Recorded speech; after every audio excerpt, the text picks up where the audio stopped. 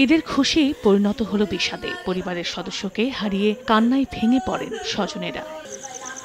স্বজনরা জানান, যশোরের বেনাপোলের শার্শায় ডুবপাড়া ঈদগাহ ময়দানে ঈদের নামাজ পড়তে যান কয়েকজন আওয়ামী লীগ কর্মী। এ নিয়ে বিএনপি কর্মী সাইদের সঙ্গে কথা কাটাকাটি ও হাতাহাতি হয় ওয়ার্ড বিএনপির সভাপতি আসাদুজ্জামান ও সদস্য আব্দুল হাইয়ের। বিষয়টি নিয়ে ঈদের পর সালিশে বসার কথা ছিল। তার আগেই শনিবার রাত ৯টার দিকে আব্দুল হাই সহ ৪ জন বাড়ি ফেরার পথে ডুবপাড়া বাজারে কয়েকজন দুর্বৃত্ত তাদের লক্ষ্য করে পরপর ৬টি ককটেল বিস্ফোরণ ঘটায়। এ সময় গুরুতর আহত ৪ জনকে উদ্ধার করে হাসপাতালে নেয়ার পথে মারা যান আব্দুল হাই। এ হত্যাকাণ্ডের দৃষ্টান্তমূলক শাস্তির দাবি স্বজনদের। তার দোকানে বসেছিল, সে কিনতে টেনিয়েছিল, ফেলি বোম দে দাগ দে মার্ডার করে তার হত্যা করা হয়েছে। সাইড আসলো, আরো ৩-৪ জন আসলে এসে মোটরসাইকেল সামনে রাখলে সাইড পর ৬টা বোম মারলে।